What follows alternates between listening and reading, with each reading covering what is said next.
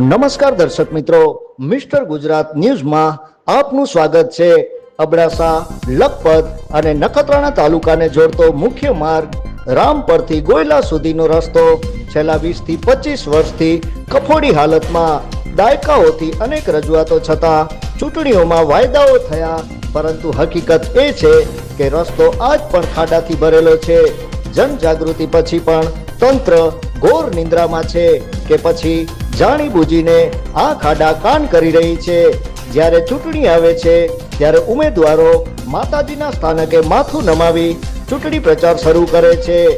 ધૂળ ખાતા રસ્તાઓ પરથી પ્રસાર થતા હોય છે, પણ ચૂંટણી પછી એ રસ્તાઓએ લોકોને ભૂલી જાય છે। એવામાં લોકો પૂછી રહ્યા છે, શું આ ધર્મ સ્થળો માત્ર મત મેળવવા માટે છે? શું આ રાજકીય નેતાઓને લોકોની આસ્થા અને તકલીફની કોઈ અસર થતી નથી? શું આ અવ્યવસ્થાના જવાબદાર કોણ? હજી થોડા દિવસોમાં ચોમાસા આવશે ત્યારે રસ્તામાં ખાડા નહીં પણ ખાઈ જેવી સ્થિતિ સર્જાય છે। જો અકસ્માત થાય તો આના જવાબદાર કોણ રહેશે?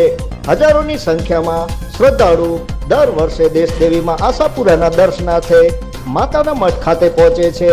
આ માર્ગ માત્ર ધાર્મિક જ નહીં પણ લોક વિશ્વાસ અને વ્યવસાય બંને માટે મહત્વપૂર્ણ છે।